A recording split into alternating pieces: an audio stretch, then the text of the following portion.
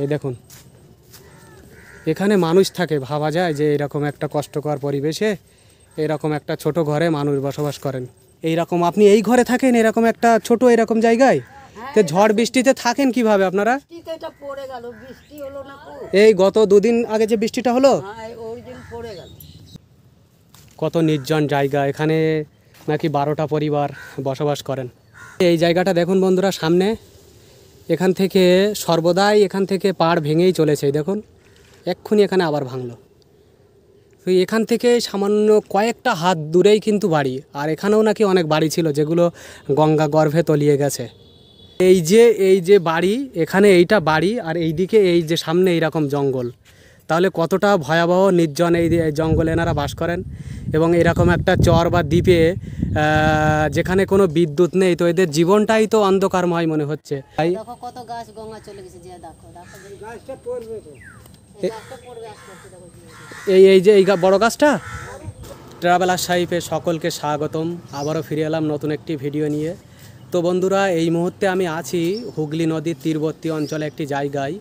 এটি মূলত হুগলির বাঁশবেড়িয়া থেকে খুবই কাছে। আর আজ আমি এখান থেকে যাচ্ছি এমন একটি চর বা এমন একটি দ্বীপে, যেখানে বৃহৎ একটা দ্বীপে বাস করে মাত্র 12টি পরিবার। কিন্তু আসল কথা হলো যে তারা কলকাতা বা হুগলি শিল্প অঞ্চলের এত কাছাকাছি হওয়া সত্ত্বেও তাদের না আছে কোনো স্কুল, না আছে কোনো বিদ্যুতের সংযোগ, কোনো হসপিটাল, কোনো চিকিৎসা ব্যবস্থা, না আছে কোনো বাজার। তো তাদের জীবনযাত্রা খুবই কঠিন এবং তারা খুবই কষ্টে বসবাস করেন। তাদের জীবন যেন অন্ধকারময়। তো সেখানে যাওয়ার জন্য কোনো যোগাযোগ ব্যবস্থা নেই। আমি অনেক রিকোয়েস্ট করে এখান থেকে যাওয়ার জন্য, এই যে পথটা দেখতে পাচ্ছেন, এখান থেকে আমাদের মূলত যেতে হবে এই যে নদীর ঘাট। এদিকে এটা ঘাট নয়, মূলত এখান থেকেই ওনাদের ব্যক্তিগত ডিঙি নিয়ে চলাচল করেন। এখান থেকে হাঁক দিয়ে ডাকতে হয় ওপারে যাওয়ার জন্য। তো এই যে একটা দাদা, এই দাদাটা আমাকে নিয়ে যাচ্ছেন ওপারে ডিঙিতে করে। হ্যাঁ, এই যে এটাই হচ্ছে হুগলি নদীর ঘাট। আর আমরা যাব মূলত ওই যে চরটা, ওই চরে। তো চলুন ওখানে যেয়ে আপনাদের বিস্তারিত জানানোর চেষ্টা করব। কেনই বা তারা ওই চরে বসবাস করেন, তাদের জীবন জীবিকা, জীবনযাত্রা সব কিছু আপনাদের সামনে তুলে ধরার চেষ্টা করব। সকলের সাথেই থাকবেন, আশা করি খুব ভালো লাগবে। তো বন্ধুরা, এই যে আমি ডিঙিতে উঠে পড়েছি। এরকম ডিঙি নৌকাগুলোই এখানে মূলত এনারা এই নৌকাগুলো দ্বারাই পারাপার হয়।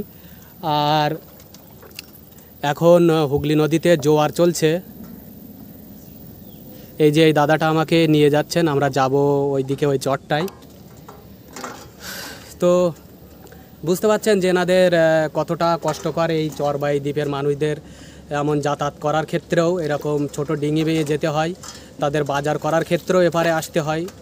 তো ওভারঅল মিলে আরও বিস্তারিত আপনাদের সামনে তুলে ধরার চেষ্টা করব ওনাদের মুখ থেকে, যে ওনাদের জীবনযাত্রা কত কঠিন বা ওনারা কিভাবে এখানে বসবাস করেন, সব কিছুই তুলে ধরার চেষ্টা করব। তো চলো আমরা এদিক থেকে মূলত এই হাল টানা নৌকায় যাচ্ছি ওপারে। এই যে চরটাতে আমরা যাব এদিকে। দাদা, ওই দূরে ওই একটা ব্রিজ দেখা যাচ্ছে না? ও বন্ধুরা, ওই দূরে ওই যে ব্রিজটা তৈরি হচ্ছে, ওটা নতুন একটা ব্রিজ হচ্ছে, কল্যাণী ব্রিজ। আর এই সময় দেখুন হুগলি নদীতে একেবারে জল থই থই করছে, যেহেতু এই সময় অমাবস্যার ভরা কোটাল চলছে। আর কয়েকদিন তো যাবৎ প্রচণ্ড বৃষ্টিও হলো।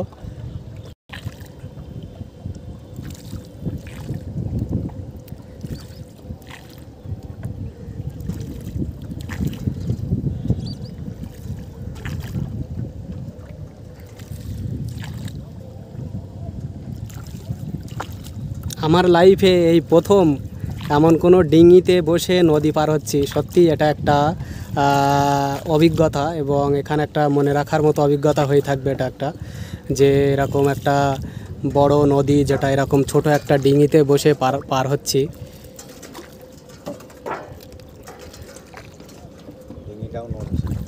আর ডিঙিটাও নড়ছে, এমনিতেই ভয় লাগবে। আর এনারা তো এইভাবেই পারাপার করেন, তো বুঝতেই পাচ্ছেন তাহলে এনারা কত কষ্টে থাকেন এখানে।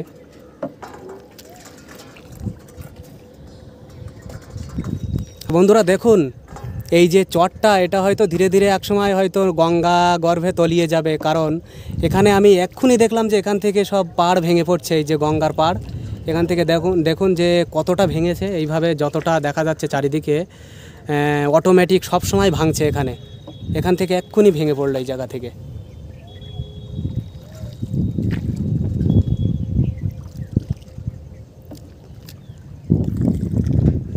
এমনিতেই গঙ্গার ভাঙন হয় প্রচুর, তাতে করে এই যে চর এর সাইডে কোনো বাঁধ নেই, তো এগুলো তো স্বাভাবিকভাবে ভেঙে পড়বে। তাতে কয়েকদিন তো প্রচণ্ড বৃষ্টি হলো, আর আমরা মূলত পার হয়ে চলে আসলাম এই যে চরটা, এই চরে আমরা চলে এসেছি।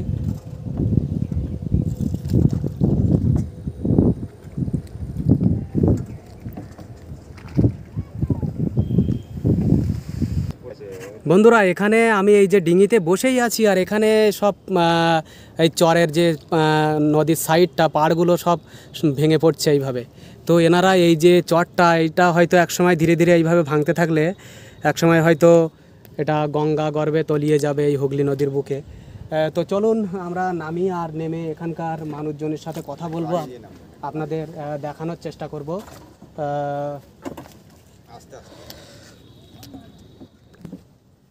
তো দেখুন এমন একটা নির্জন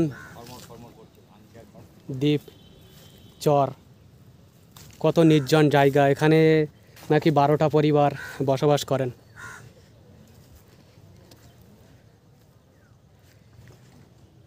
কলকাতা বা হুগলি শিল্পাঞ্চলের এত কাছাকাছি হওয়া সত্ত্বেও এনারা যেন আছেন কয়েক হাজার কিলোমিটার দূরে। তো এখানেই একটা বাড়ি দেখতে পাচ্ছি বন্ধুরা, এই যে আমরা চলে এসেছি। তো চলুন আমরা দেখি আরও একটু সামনের দিকে যাই। আর এইটা দেখুন, এখানে মনে হয় গবাদি পশু রাখার জায়গা, এখানে গবাদি পশু থাকে। আর এরকম চারিদিকে জঙ্গল পথ।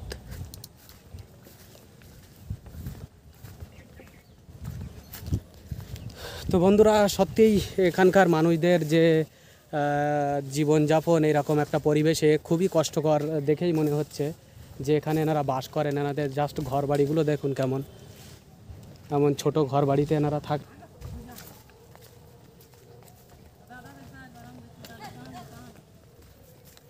এইদিকে আরও একটা বাড়ি, এই যে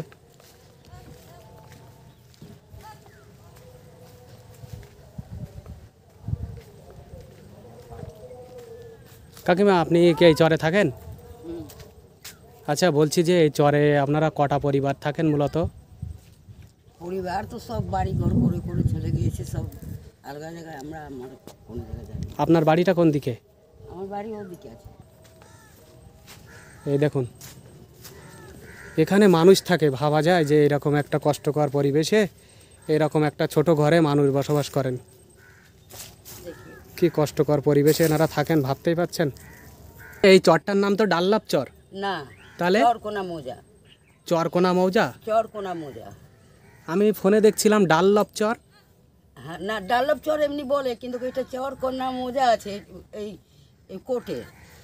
ও আচ্ছা আচ্ছা, কোটের চরকোনা মৌজা আছে, কিন্তু আমাদের তো কাগজ আছে না জমিনের। তা কাকিমা এই যে আমি আস্তে আস্তে দেখলাম যে এখানে ওই গঙ্গাটার ভেঙে যাচ্ছে, তো আপনাদের এই পিছনেই তো গঙ্গা, তো ভেঙে গেলে আপনারা যাবেন কোথায়? পুরনো ঘরগুলো সব পড়ে গিয়েছে, এমনি এমনি চলে আসছে। আচ্ছা এই পিছনে ঘর ছিল এইদিকে? হ্যাঁ ওদিকে অনেক ঘর ছিল। বন্ধুরা এইদিকে পিছনে নাকি অনেক ঘর ছিল, যে ঘরগুলো ভেঙে সেগুলো গঙ্গা গর্ভে তলিয়ে গেছে। তো দেখুন এখানে এই কাকিমা এইরকম, আপনি এই ঘরে থাকেন এরকম একটা ছোট এরকম জায়গায়? তো ঝড় বৃষ্টিতে থাকেন কিভাবে আপনারা? বৃষ্টিতে এটা পড়ে গেল, বৃষ্টি হলো না খুব। এই গত দুদিন আগে যে বৃষ্টিটা হলো, হ্যাঁ ওই দিন পড়ে গেল। দেখুন বন্ধুরা এইরকম একটা ছোট ঘর ওই রকম ইট দিয়ে গাঁথা ছিল, এবং সেটাও এই গত দুদিন আগে যে বৃষ্টিটা হলো তাতে নাকি সব পড়ে গেছে। তো এনাদের কষ্ট জীবন সত্যিই খুবই বেদনাদায়ক। আর এইদিকে দেখুন এখানে অনেক ছাগল গরু দেখছি। এই চরটা এদিকে বেশিরভাগটাই জঙ্গল এরিয়া এখানে। না জঙ্গল ছিল না বাবু। আচ্ছা এখানে কটা পরিবার থাকেন আপনারা? আগে আমি ছিলাম 12টা ঘর ছিলাম, এখন কটা আছে না আছে জানি না, সব কোথায় কোথায় থেকে এসে। আরও এইদিকে এই যে বন্ধুরা এইদিকে আমরা এই যে যাচ্ছি, এদিকে ওই একটা ঘর আছে, ওই যে কলার এখানে একটা কুল গাছ দেখতে পাচ্ছি। কলার গাছ সব পড়ে গেছে, এই যে তুলে তুলে তুলে তুলে ওই যে চল। আর এইদিকে বিস্তীর্ণ যতদূর দেখা যায় শুধু জঙ্গলে ভরা। এত বড় একটা নির্জন দ্বীপে মাত্র 10 থেকে 12টি পরিবার বসবাস করেন এবং তাদের কত কষ্টের জীবনযাপন। এখানে যে এই যে জঙ্গল দেখছি পাশে, তো এখানে তো নিশ্চয়ই সাপের উপদ্রব আছে। বাপরে বলিস না, যেতে গেলে পা ধরতে হয়। এ দেখুন বন্ধুরা, এই যে বাড়ি, এখানে এইটা বাড়ি আর এইদিকে এই যে সামনে এইরকম জঙ্গল। তাহলে কতটা ভয়াবহ নির্জন এই জঙ্গলে এনারা বাস করেন। এবং এরকম একটা চর বা দ্বীপে যেখানে কোনো বিদ্যুৎ নেই, তো এদের জীবনটাই তো অন্ধকারময় মনে হচ্ছে। এখানে না আছে কোনো বিদ্যুৎ, না আছে। আচ্ছা, এখানে স্কুল বাজারঘাট কিভাবে করেন আপনারা? সব ওপারে, সবই ওপারে যেতে হয় আপনাদের বাঁশবেড়িয়ায়? সব মাছ ওপারে যেতে হচ্ছে, সব কিছু বিক্রি করতে, কিনতে, মাছ বিক্রি করতে, দুধ নিয়ে সব নিয়ে। মানে সব যাবতীয় সব কিছু কাজের জন্য আপনাদের ওপারে যেতে হয়, তাই তো? সব কিছু কাজের জন্য যেতে হয়। তা আপনারা ওপারে যান কিভাবে মূলত? এই নৌকো রেখেছি সব। এখানে কি প্রত্যেকের নৌকা আছে? না, আমার 3টে আছে, বড় ছোট নিয়ে। ও, ছোটটাতে আমরা চাপি আর বড়টাতে কাজ হয়। তো বন্ধুরা, এখানে মানুষজনের বাজারঘাট থেকে শুরু করে চিকিৎসা সংক্রান্ত এবং স্কুল সব কিছু সুবিধা পেতে গেলে এই গঙ্গা নদী বা এই হুগলি নদী পার হয়ে ওপারে যেতে হয়। এবং ওপারে বাঁশবেড়িয়া, ওখানেই যেয়ে এনারা মূলত বাজারঘাট বা যাবতীয় কাজকর্মগুলো ওখান থেকে করতে পারেন। কারণ এই যে বৃহৎ একটা চর, এখানে তো কিছুই নেই দেখছি। এখানে শুধু কয়েকটা এরকম বাড়ি এবং তার সাথে চারিদিকে জঙ্গলে ভরা। তো কাকিমা, বলছি যে আপনি থাকেন এবং আপনার পরিবারে আরও কে কে থাকেন আপনার সাথে? আমার সাথে ছেলে আছে, আর ওই ছেলের ছেলে আছে, আর সবকে বিয়ে দিয়ে দিয়েছি, সব শ্বশুর বাড়ি আছে। তো বন্ধুরা, আমি যে গত ভিডিওতে আপনাদের দেখিয়েছিলাম গৌরনগর চর বা ভবানীপুর চর, যেটা ওই চাকদা এবং হুগলি বলাগড়ের মাঝে, তো সেখানেও যেমন নির্জন পরিবেশ ছিল, সেখানে যেমন বিভিন্ন সাপের উপদ্রব এবং মাত্র 6টি পরিবার বাস করেন। এখানেও চরটা একটু ছোট, বা এখানে একটু পরিবার বলতে এখানে 12টি পরিবার মতো বসবাস করেন। তবে পরিবেশ দেখে মনে হচ্ছে সেই একই রকম, সেই চারিদিকে জঙ্গলে ভরা এবং ভয়ানক একটা পরিবেশ। তো চলুন আমরা সামনের দিকে আরও যাই, দেখি সামনের দিকে আরও কারোর সাথে কথা বলার চেষ্টা করব। কিছু গবাদি পশু দেখছি, এখানে গরু, মহিষ, এগুলো মহিষ। আর এখানে একটা বাড়ি আছে, এখানে মনে হয় কেউ থাকেন না। ওই যে ওইদিকে আর একটা বাড়ি দেখতে পাচ্ছি। তো বন্ধুরা, সত্যিই এনাদের যে কষ্টকর জীবনযাপন, এটা ভাবতেই খুবই কষ্ট লাগছে যে না, এনারা এত, এই যে মাত্র সামান্য ওই পারে দেখুন, এই যে ওই পারে হুগলি শিল্প অঞ্চল বাঁশবেড়িয়া, তো সেখান থেকে মাত্র মাঝখানে এই যে একটা হুগলি নদী, আর এইটা হচ্ছে চর। তো এখানকার মানুষের কোনো সুবিধা নেই, না আছে এখানে কোনো বিদ্যুৎ ব্যবস্থা, না আছে কোনো বাজারঘাট, না কিছুই, এরকম জঙ্গলে ভরা। আর তারই মাঝে এরকম 12টি মতো পরিবার বসবাস করেন। এনারা যেটা বলছেন যে এত বড় একটা চর বা দ্বীপে 12টি মতো পরিবার বসবাস করেন।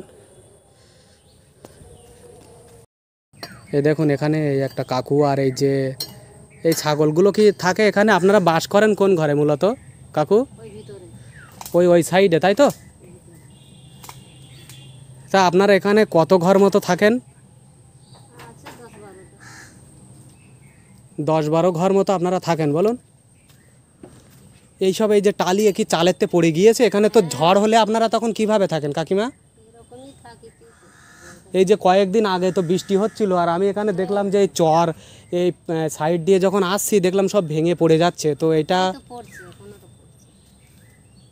তো এই বন্ধুরা দেখতে পাচ্ছেন, এই দিকে এই যে এইগুলো এনাদের ঘর, আর ঠিক এই পাশেই এই যে হুগলি নদী। তো এখান থেকে চর অটোমেটিক, এই চরের পাড় ভেঙে পড়ছে। তো এক সময় পড়তে পড়তে তো এই দ্বীপটা পুরো গ্রাস করে নেবে, হুগলি নদী গ্রাস করে নেবে, যেটা দেখেই মনে হচ্ছে। আর এখান থেকে অনেক ঘরবাড়ি, অনেক কি গঙ্গায় তলিয়ে গেছে? এই তো এখানে ঘর চলে গেল। এখান থেকে অনেক ঘর তলিয়ে গেছে গঙ্গায়। দেখো কত গাছ গঙ্গা চলে গেছে, যে দেখো দেখো গাছটা পড়বে তো, এই গাছটা পড়বে আস্তে আস্তে, দেখো এই যে এই বড় গাছটা, গঙ্গা জলে কত গাছ পড়ে গেল। বন্ধুরা এই যে এই গাছ দেখতে পাচ্ছেন। আচ্ছা, এটা অশ্বত্থ গাছ না বট গাছ? এই যে বট গাছটা দেখতে পাচ্ছেন, এই বট গাছটা এর গোড়ায় মাটি নেই, এটা না এটাও মানে কিছুক্ষণ বা কয়েকদিনের মধ্যে হয়তো পড়ে যেতে পারে এটাও। আপনারা বাজার ঘাট করতে সবই ওই পারে যেতে হয় আপনাদের? হ্যাঁ, নৌকো আছে। এই যে এই নৌকোগুলোতে পার হয়ে ওপারে যান? আপনাদের প্রত্যেকের কি নৌকা আছে? না না, এই যে লোকের নৌকো দিয়ে নিয়ে যায়। ও নৌকো আচ্ছা। ছিল বন্যাতে আমাদের এই গাছের মধ্যে লেগে 4 টুকরা হয়ে ভেসে গেছে। বন্যা আসতে না বড় বড়। তো অ্যাকচুয়ালি এনারা যেটা বলছেন যে এখানে বন্যার সময় বিশেষ করে যে 2000 সালে হুগলি নদীতে প্রচণ্ড যে বন্যাটা হয়েছিল, এমনিতে হুগলি নদীতে প্রচুর বান হয়, আর এখানে যেহেতু জোয়ার ভাটা হয় বঙ্গোপসাগরের সাথে যুক্ত, তো হুগলি নদীতে বান ডাকা তো হয়ই, কখনো কখনো সারাসারি বানও হয়। তো সেক্ষেত্রে এই বানে এনাদের প্রচুর ক্ষতি হয়, এখানকার পাড় ভেঙে যায়, এখানকার পাড় ভাঙতে ভাঙতে এনাদের যে বসত বাড়ি তার কাছাকাছি চলে আসছে ধীরে ধীরে। আর এনারা বলছেন যে 2000 সালে যে বন্যাটা হয়েছিল সেই বন্যাতেও এনাদের প্রচুর ক্ষতি হয়েছে। তো যাই হোক, এই কাকুর মুখ থেকেও একটু কিছু শুনি, দেখি। এই কাকু এখানে গাছ কাটছেন। কাকু বলছি, আপনাদের মানে কাজ কাম কি হয়, আপনারা কিভাবে জীবন জীবিকা চলে আপনাদের? ঘর বানানো ইয়ে করে না, থাকবো কোন জায়গায়? গরু চড়াচ্ছে, ছাগল চড়াচ্ছে। তো আপনারা ঘর মানে ঘর আছে, এই ঘর বানাতে আপনি কি ওপারে যান? এপারে তো ঘর তো আপনারা আর কেউ বানায় কিছু না। কাজ করে না, এই দুটো ছাগল আরে আছে, ছাগল আছে, গরু আছে, ঘর বানাচ্ছি, এই দুটো গরু আছে। থাকবো। কোথা থেকে খাবো আমি, কোথা থেকে খাবো? এনারা এখানেই থাকেন, এটাই এনাদের ঘর, এখানেই। বড় বড় খাসি দুটো কুকুর খেয়ে গেল এখানে। খাসি ছাগল কুকুর খেয়ে নিয়েছে? হ্যাঁ, খাবিয়ে দিয়েছে। 14,000 টাকা দিয়েছিল, সালা ইয়ে খাবিয়ে দিল। যা। তো এটাই থাকার এনাদের জায়গা, খুবই কষ্টকর পরিবেশ। আর এইদিকে চারিদিকে জঙ্গল, এখানে তো সাপের উপদ্রব আছে যেটা দেখে মনে হচ্ছে। যাই হোক, তো দেখলেন আর শুনলেন এনাদের কষ্টের জীবনযাপন, এনারা কতটা কষ্ট করে বাস করেন এই পরিবেশে। আর এনাদের কোনো সুযোগ সুবিধা এখানে নেই। এখানে এনারা বাজার করতে হলেও ওপারে যেতে হয়। আগেই বললাম যে সব ক্ষেত্রে এনাদের যেতে হবে এই গঙ্গাও পাড়িয়ে ওপারে। তো এতটা কাছাকাছি হওয়া সত্ত্বেও এনারা যেন আছেন এক পৃথিবী দূরে, কয়েক হাজার কিলোমিটার দূরে। এই তো হুগলি শিল্পাঞ্চল, এই তো কাছাকাছি কলকাতা, তবুও এনারা একেবারে বিচ্ছিন্ন একটা চর বা বিচ্ছিন্ন একটা এরকম দ্বীপে বসবাস করছেন, যেখানে কোনো সুযোগ সুবিধা এনাদের নেই। এনারা খুবই কষ্টে বসবাস করেন। আর সত্যিই এনারা এই যে পরিবেশে থাকেন, এখানে মানে ভাবতেই কেমন গা শিউরে উঠছে যে এরকম একটা পরিবেশে থাকাটা কতটা কষ্টকর।